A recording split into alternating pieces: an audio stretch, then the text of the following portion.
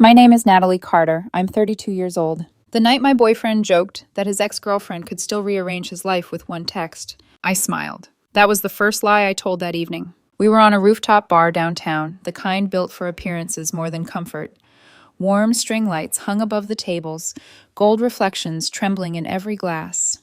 Music drifted through the crowd, just loud enough to make people lean closer when they said something cruel, as if lowering their voice made it harmless. His friends loved places like that. Everything looked expensive, effortless, curated. And if you were embarrassed there, you were expected to laugh before anyone noticed. My boyfriend, Ethan Blake, was 29. Charming in the way some men are when they've spent years learning how to turn every room into a stage. He worked in brand marketing for a wellness startup, which meant he lived inside image, timing, visibility. Half his life seemed to happen online. The other half happened in bars exactly like that one, surrounded by people who confused sarcasm with personality. We had been together for 2 years, living together for 8 months. I paid more of the rent than he did because he was, in his words, between stronger opportunities. I covered groceries more often than I mentioned. Utilities, too. Whenever his month ran thin before it was supposed to, it somehow became our problem instead of his. I told myself relationships were uneven sometimes, that adults adjusted. That support was not the same thing as being used. But support is supposed to feel like love, not like quiet maintenance. At first, the night seemed normal. A few of his friends from work, 2 women he always acted different around, louder, looser, more performative.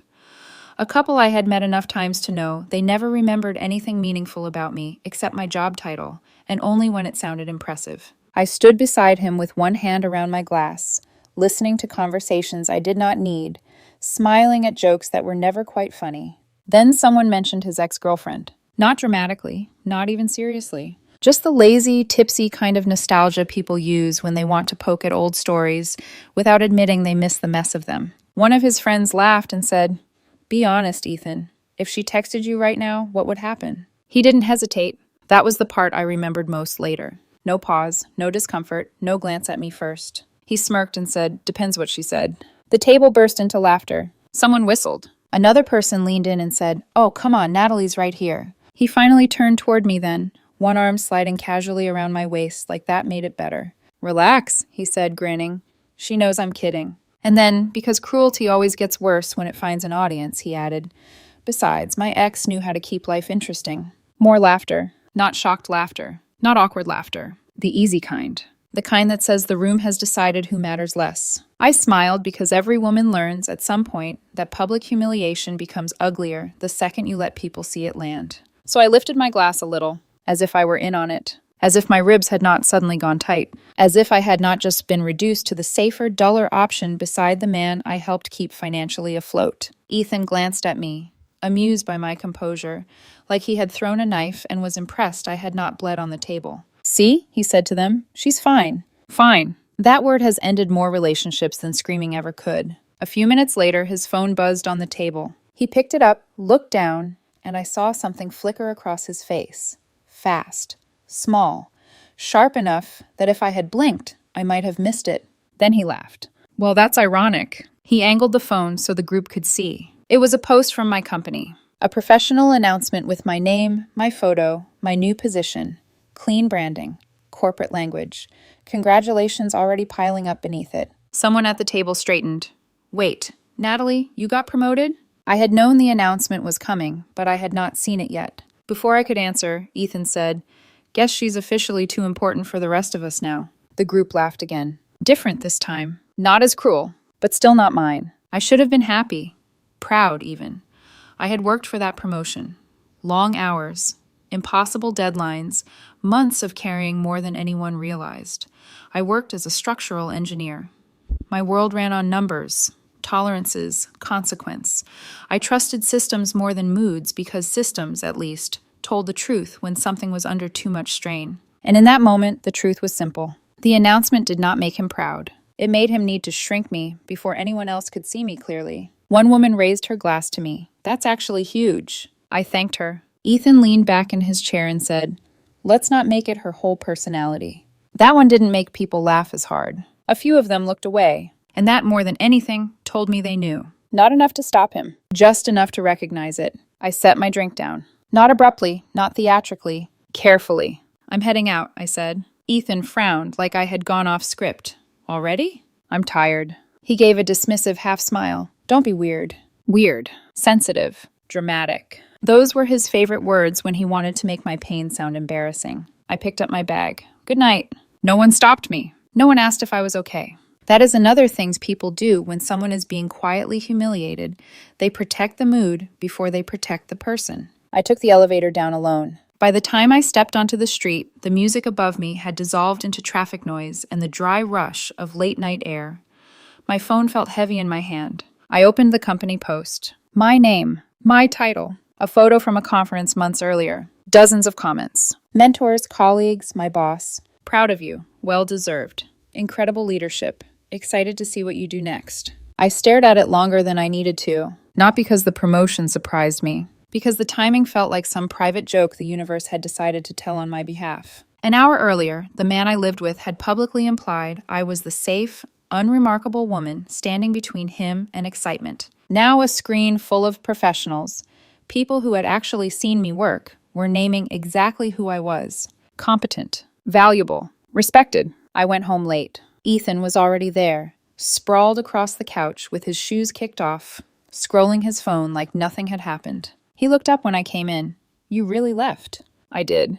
He gave a short laugh. That was dramatic. I set my keys in the bowl by the door and slipped off my coat. No, it was quiet. That seemed to irritate him more. He followed me into the kitchen while I poured myself water. You know nobody meant anything by it, right? He said. People joke. I took a sip before answering. You said your ex-girlfriend could still complicate your life. He rolled his eyes immediately. Natalie, you said she knew how to keep things interesting. It was banter. In front of your friends. He leaned against this counter and crossed his arms. You always do this. You take one stupid comment and turn it into some character analysis. The sad part was that he thought this was a defense. I looked at him for a long moment, at the ease in his posture, at the total lack of remorse, at the assumption that if he said the word joke enough times, reality would reorganize itself around his comfort. Then he added, and honestly, you got a promotion tonight. Why are you even focused on the negative? There it was, the pivot. Humiliate me first, then accuse me of ingratitude for noticing. I set the glass down. Because they're not related, I said. My promotion doesn't erase what you said. He laughed under his breath. My God, you really can't let anything go. No, I said softly. I'm just starting to remember it. That made him go still for half a second. Only half. Then the mask slid back into place. You're exhausted, he said. We're both tired. Don't make this bigger than it is. I didn't answer. And because silence unsettled him more than anger ever had, he kept filling it. You know I chose you, right? Such a small sentence. Such an ugly one. As if I were supposed to feel grateful for being selected. As if love were an audition I should still be trying to win. I turned off the kitchen light and walked past him toward the bedroom. Behind me, he said, Natalie, seriously? I stopped in the hallway but didn't turn around. What? You're going to sulk now? I finally looked back at him. No, I said, I'm going to sleep. But I already knew sleep was not what waited for me. That night, lying beside him in the dark, I replayed everything with the same cold focus I used at work, when a structure showed early signs of failure. Not the obvious break, the stress lines before it, the pattern, the repeated load, the point where damage stopped being accidental. He had embarrassed me before, just never quite that cleanly, never with that much confidence, never in a way that made it so obvious he believed I would stay anyway.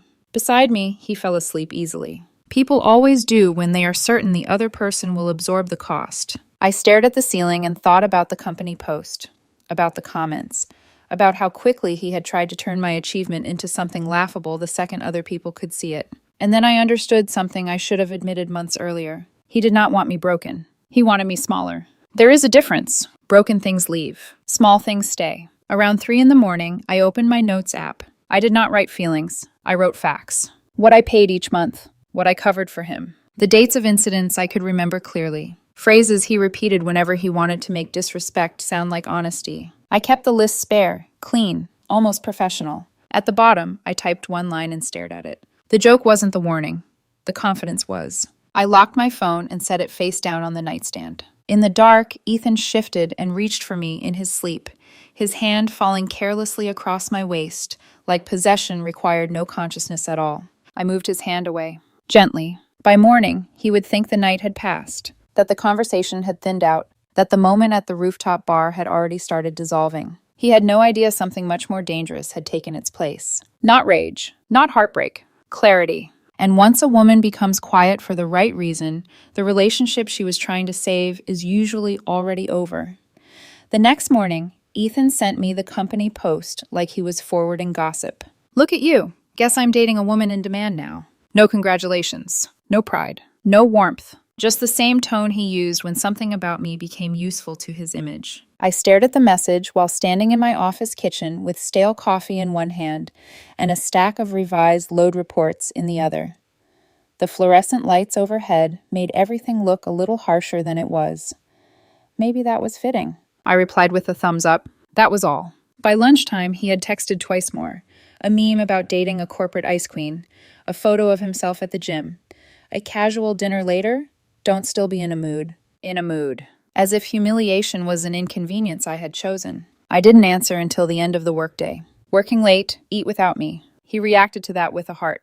That almost made me laugh. The week after the rooftop bar settled into a strange calm, the kind that feels peaceful only if you ignore the pressure building beneath it. On the surface, nothing dramatic changed. We still lived in the same apartment. We still crossed each other in the kitchen. Still shared a bed.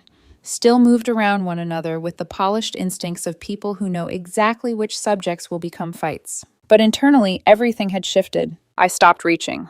That was the first difference. I stopped asking how his meetings went. Stopped reminding him about things he would forget and then act surprised by. Stopped smoothing over the little gaps in daily life that women are expected to close without being noticed, replacing what ran out, remembering what mattered, translating tension into harmony before it became visible. I went to work. I came home. I answered direct questions. And I watched. Ethan noticed the change faster than I expected. Not because he was deeply observant, but because men like him are incredibly sensitive to any adjustment in the attention economy of a relationship. The moment the emotional current stops flowing toward them, they feel deprived. At dinner 2 nights later, he set his fork down and said, "You've been weird." I kept my eyes on my plate. Have I?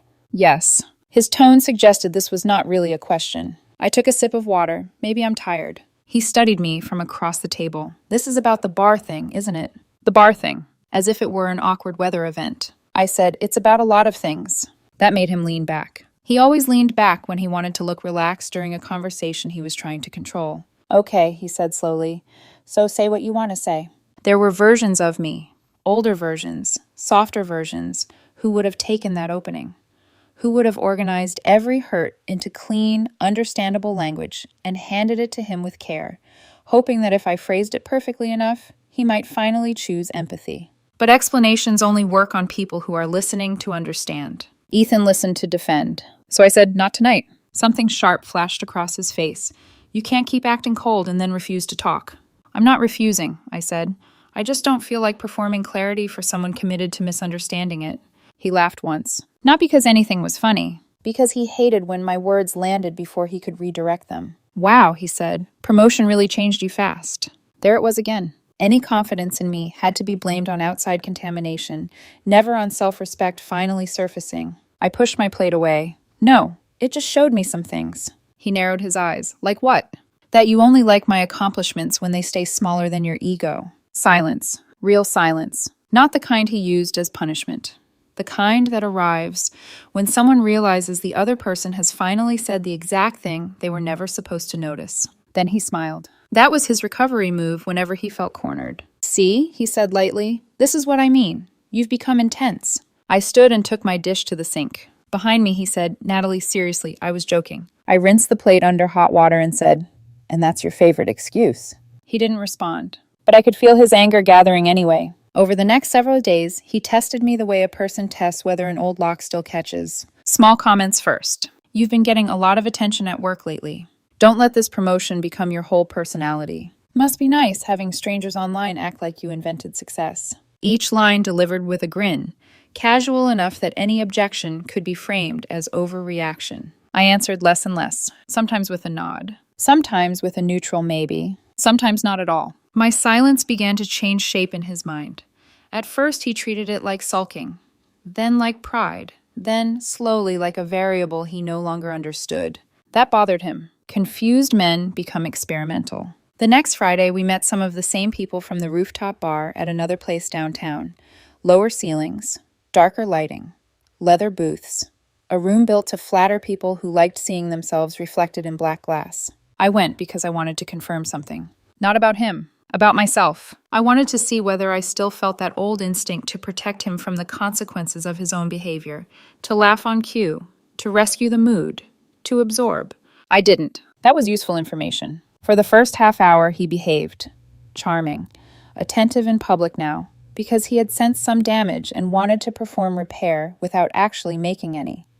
He touched the small of my back when he guided me through the crowd, ordered my drink without asking because he knew it, smiled at me across the table as though we were the kind of couple other people envied. It might have worked on someone who had not lived with him. Then one of his friends asked about my promotion. Before I could answer, Ethan jumped in. "She's very important now," he said. "We all have to schedule around her." A couple of people laughed politely. I smiled. He kept going. "She used to be fun, though, before corporate validation made her mysterious." This time the laughter was thinner. Someone glanced at me, waiting. That was what I had started noticing more and more. Not just his behavior, but the moment after it, when the room instinctively checked whether I would make it easier. I lifted my glass and said, "You seem really invested in making sure no one takes me seriously." The table went still. It was not a dramatic sentence. "That's why it worked." Ethan blinked. "What?" I tilted my head like I was genuinely curious. "I said you seem invested." His friend took a sip of his drink and looked away. One of the women beside him shifted in her seat. No one laughed. For one brief, almost elegant second, Ethan lost control of the atmosphere. Then he recovered with a scoff. "You're impossible lately." And just like that, the moment passed. But not entirely. Because once a crowd sees the mechanism, even if they say nothing, it stops working quite the same way. On the ride home, he stared out the passenger window while I drove. "You embarrassed me," he said finally. I almost admired the audacity. "I embarrassed you?" "Yes." He turned toward me then, wounded and irritated in equal measure. "You made me sound like I was attacking you." I kept my eyes on the road. "You were." "Oh my God." He laughed sharply. "You really believe your own drama." I waited until a red light stopped us before looking at him. "No," I said, "I just stopped calling it love." He went quiet for the rest of the drive. That night, while he showered, I opened my notes app again. I added new entries. Dates, amounts, moments. Not because I needed evidence for a courtroom, because I needed evidence against the gaslighting that happens slowly inside intimate disappointment. The human mind is very good at softening repeated harm when it arrives through someone you once trusted. I did not want softness. I wanted pattern recognition. So I wrote down what I paid in rent each month. Internet. Utilities. The vacation deposit I had covered when he was waiting on a transfer. The dinners he forgot to reimburse. The birthday gift he promised to replace after borrowing money from my envelope drawer and never mentioning it again. Then, below the financial list, I wrote the recurring phrases. "You're too sensitive." I was joking. "You always do this. Don't make it a big deal. You've changed." Seeing them laid out like that did something oddly calming to me. It made the relationship look less like confusion and more like architecture, a design, an internal system. One where he said something diminishing. I reacted, he reframed, I doubted myself, and then I worked twice as hard to restore equilibrium. That kind of system can last for years if one person keeps supplying all the labor. I stopped. A few days later, Ethan shifted strategies. It happened so quickly, it might have been funny if it weren't so obvious. He came home carrying flowers. Not my favorites, just flowers. Bright, overdone, expensive enough to look like effort from a distance. "What's this?" I asked. He set them on the counter with a smile. "Can't I do something nice for my girlfriend?" The word girlfriend sounded unusually polished in his mouth, like he had selected it for audience effect even though we were alone. "You can," I said. He came up behind me while I was unpacking groceries and wrapped his arms around my waist. "I miss you," he murmured. That almost worked. Not because I believed him. Because there had been a time when that sentence would have unlocked all my restraint at once. I would have turned toward him, softened, wanted to believe that tenderness was proof of remorse. Now it just sounded like fear wearing cologne. I moved his hands gently aside and put the milk in the refrigerator. He laughed under his breath. "Still punishing me?" "I'm not punishing you." "Then what are you doing?" I shut the refrigerator door and faced him. "Adjusting." That word landed harder than I expected. His jaw tightened. "To what?" "To reality." He stared at me for a long moment, and I could see him recalculating. Affection would not work if it looked unreturned. So he pivoted again. Do you know how exhausting this has become? He asked. Living with someone who's always silently judging? I nearly smiled, because that was his tell. Whenever he was close to losing control, he rushed to occupy the position of the injured party. You're free to leave, I said. He froze. He had expected many things. Tears, defensiveness, reassurance. Not that. You don't mean that. I met his gaze. You shouldn't be so sure. He walked away after that. Hard steps. Cabinet doors slightly louder than necessary. A glass set down with performative force. I let him. That night, he slept facing away from me. The next morning, he texted before I even reached work. You were cold last night. Then another. My ex actually used to understand how to let things go. I looked at the message in the elevator and felt something inside me turn perfectly still. There it was. The comparison again. Not accidental. Not nostalgic. A tool. He was trying to provoke me into competing for basic dignity. I didn't answer. At lunch, he sent another message. You're really not going to respond? Still nothing. By evening, he had switched tone. I just hate this distance between us. That one was more skillful, but not enough. I came home late to find him on the couch, phone in hand, expression carefully neutral. He looked up. Long day? Yes. He watched me take off my coat. Then, as casually as if he were commenting on the weather, he said, Olivia liked one of my old photos today. Olivia, his ex-girlfriend. He had said her name on purpose. I hung my coat by the door. Okay. He blinked. That's it? Yes. He sat forward. You're not going to ask why? No. Why not? I looked at him then, calmly, fully. Because I don't care what performance you're trying to start. For the first time in weeks, he had no line ready. That was the moment I knew the center had shifted. Not completely, not safely, but enough. He was still trying to use the old weapons. They were just no longer entering the same body. Later that night, after he had finally gone to bed, I packed a small overnight bag and placed it in the trunk of my car. Not to leave yet, to be ready. Readiness matters. It changes the temperature of everything. Once your body knows it is no longer trapped, your voice changes, your posture changes, your fear loses oxygen. Back upstairs, I checked my email and found another internal message from work. A larger project, more visibility, more responsibility. The kind of opportunity that altered trajectories if you handled it well. I sat at the dining table reading the details while the apartment hummed around me with the ordinary sounds of a life already ending. Air vent, refrigerator motor, a faucet in another unit knocking once in the wall. Behind the bedroom door, Ethan slept in the bed I had half paid for. Inside the home I maintained, more than he ever noticed, dreaming probably of a dynamic that still belonged to him. I read the email twice. Then I opened my notes app one more time and added a final sentence beneath the rest. He thinks silence means uncertainty. He doesn't know it has become planning. I locked my phone, turned off the light, and went to bed beside a man who still believed he was the one deciding how this story would end. The shift didn't happen all at once. It never does. It happens in small, almost invisible adjustments, until one day, the distance between who you were and who you are becomes too wide to ignore. By the third week after the rooftop bar, Ethan stopped pretending nothing had changed. You don't even fight anymore, he said one night as I slipped on my jacket. I paused by the door. Do you want me to? He scoffed. At least then I'd know you still care. I considered that for a moment. I do care, I said. I just don't panic. That answer unsettled him more than anger ever had. Because panic had always been proof of attachment. Calm meant something else. At work, everything was expanding. New responsibilities, new expectations, more people depending on me to make decisions that actually held weight. My days filled with structure again. Real structure, not the emotional guesswork I had been living in at home. There was clarity there. At home, there was strategy. I stopped leaving traces. No updates about my schedule. No explanations for late nights. No emotional check-ins. Just movement. Efficient, quiet, directed. Ethan felt it. He just didn't understand it. So he tried to pull me back into something familiar. First with irritation. Then with nostalgia. Then with something that almost resembled softness. You've been doing really well lately, he said one evening, sitting beside me on the couch. I didn't look away from my laptop. I know. He smiled, but it tightened too quickly. I always knew you had it in you. That almost sounded like support, if you ignored the fact that he had never said it before. I closed the laptop slowly and turned toward him. Funny, I said. I don't remember you ever telling me that. His expression flickered, just for a second. Then it reset. I was trying to push you, he said.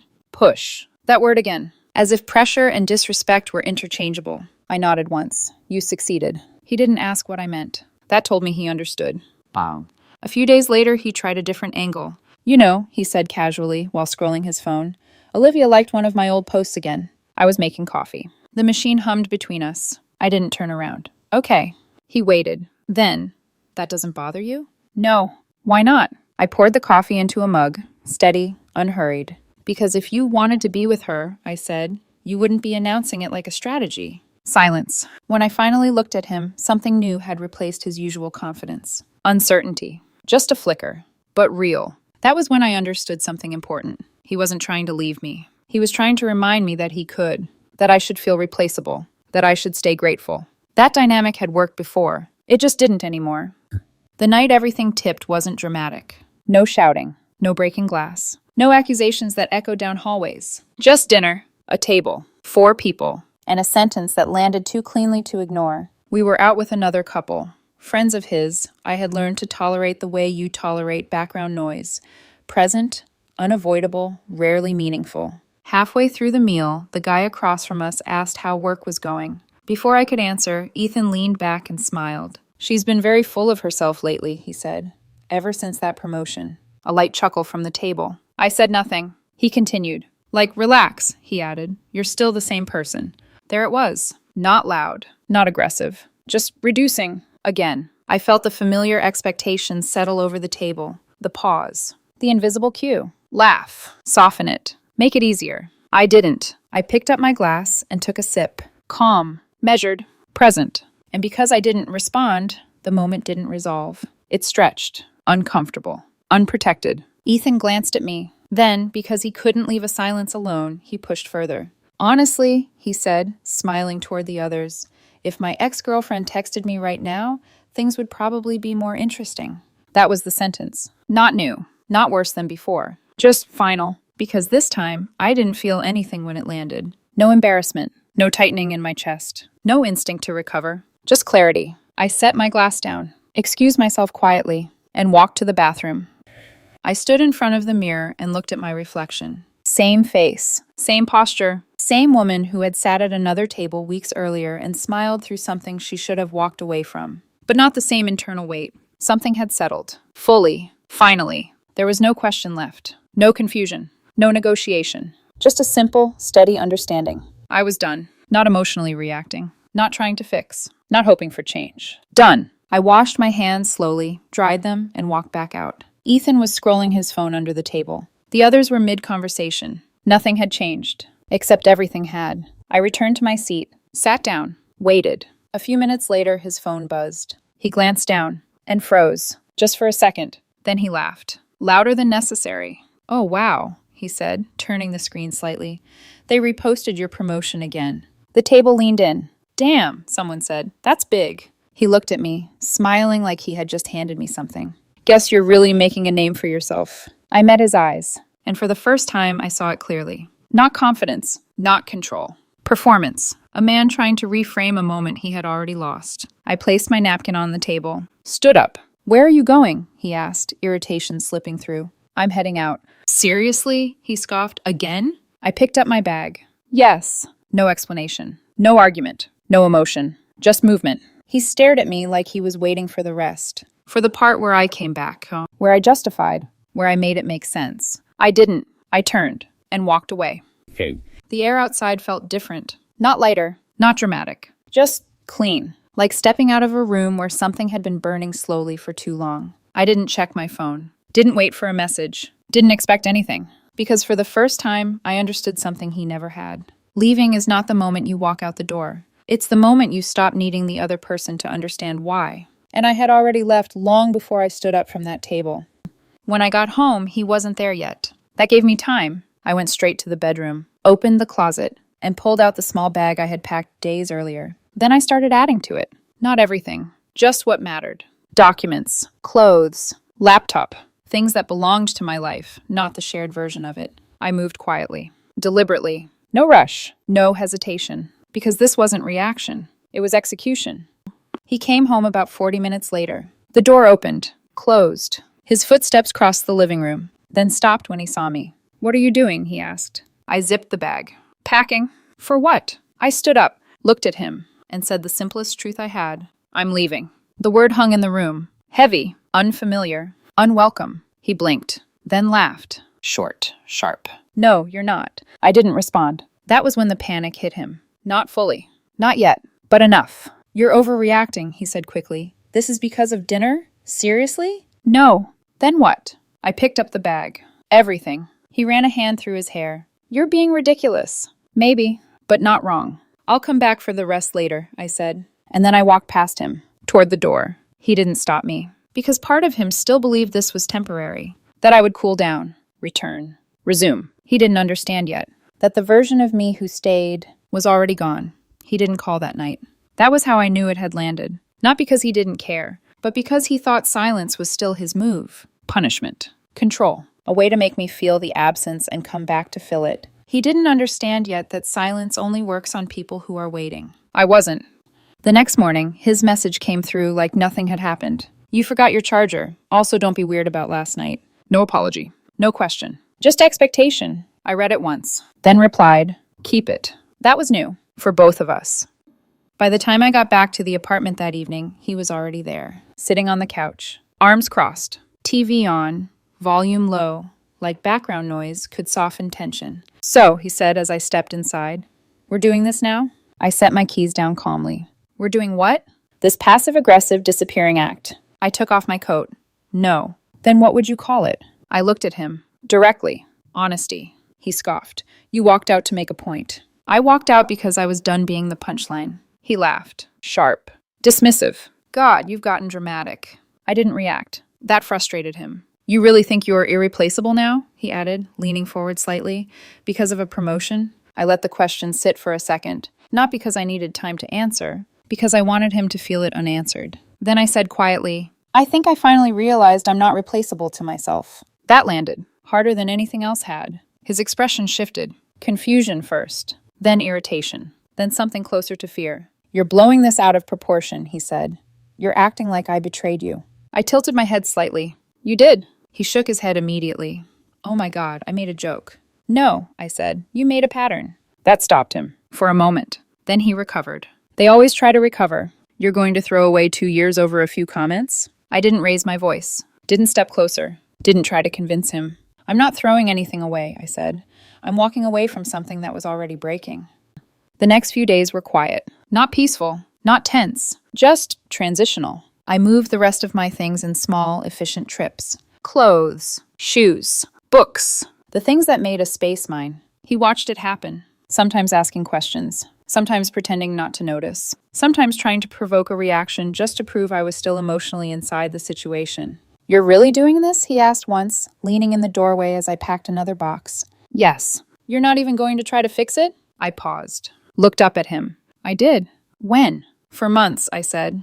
You just called it overreacting. He had no response for that. Then came the messages. At first, controlled. We need to talk like adults. You can't just disappear. This is immature. I didn't answer. Then they changed. I'm worried about you. This isn't like you. I miss you. Still nothing. Then the calls started. Missed calls. Back to back. Then from numbers I didn't recognize. He was escalating. Because silence, when it doesn't work, becomes unbearable. A week later, I finally answered. Not because I missed him. Because I wanted to hear what version of himself he would bring. He called from his work number. I picked up. There was a pause. Then his voice broke immediately. I didn't think you'd actually leave. No anger. No performance. Just shock. I told you I was. I thought you were upset, he said quickly. I thought you needed space. I did. But not like this. That was the part he couldn't accept. That space could become distance, and distance could become final. You didn't even fight, he added softer now. I leaned against the window in my new apartment, looking out at the city lights. I did, I said. Just not in a way you respected. Silence. Then his tone shifted, sharpened. So what? You think you're better than me now? There it was. The fallback. Always. No, I said. I think I finally stopped believing I was less. He exhaled sharply. Then, after a pause, if my ex texted me now, I wouldn't even answer. I closed my eyes for a second. Not from pain. From clarity? That was never the problem, I said. Then what was? You wanted me to hear it. Silence. Heavy. Unavoidable. Because that was the truth he had built everything around. He tried again. I was joking. I know. Everyone jokes like that. No, I said. Not when they respect the person they're with. His voice dropped. I can change. I believe you. That surprised him. You do? Yes. Hope. Immediate. Dangerous. Then why? But I don't need to stay to see it. That was the end. He didn't hang up right away. But he had nothing left to say. Eventually, the line went quiet, then disconnected. Time moved, cleanly. Without him, work expanded. My life stabilized in ways that didn't require constant emotional adjustment. No tension in the air. No waiting for the next comment. No quiet calculations about how to respond without making things worse. Just space. Real space. I saw him again about 2 months later. Not planned. It never is. A small industry mixer. Low music. Soft lighting. Conversations that stayed professional. I was there with someone new. Not to prove anything. Not as a statement. Just because life had continued and I had allowed it to. He saw me first. I knew because of the way his posture changed. Stiff. Alert. Then he walked over. Slowly. Carefully. Like approaching something fragile. Hey, he said. I turned. Met his eyes. Calm. Hi. His gaze flicked briefly to the man beside me. Then back. So, things worked out for you? Yes, I said. They did. He nodded. Swallowed. I didn't think you'd actually leave like that, he admitted, without saying anything. I held his gaze. I said everything I needed to, I said. Just not out loud. That hit him. You could see it. No defense. No quick response. Just impact. I didn't think silence would hurt more than arguing, he said quietly. I gave a small nod. It usually does. There was a long pause. Then, finally, do you ever miss me? It wasn't a trap. Not this time. Just a question. Honest. Late. I answered the same way. I miss who I was before I understood everything. He looked down. For the first time since I had known him. He had nothing to say. No joke. No comparison. No way to make himself bigger by making me smaller. Just silence. Real silence. The kind he had never known how to handle. I turned back to my evening. To my life. To something steady. And left him standing there with the one thing he had used against me for so long. An answer he couldn't argue with. Because some lessons don't come from confrontation. They come from absence. From distance. From the moment someone realizes the person they thought would stay already chose themselves instead.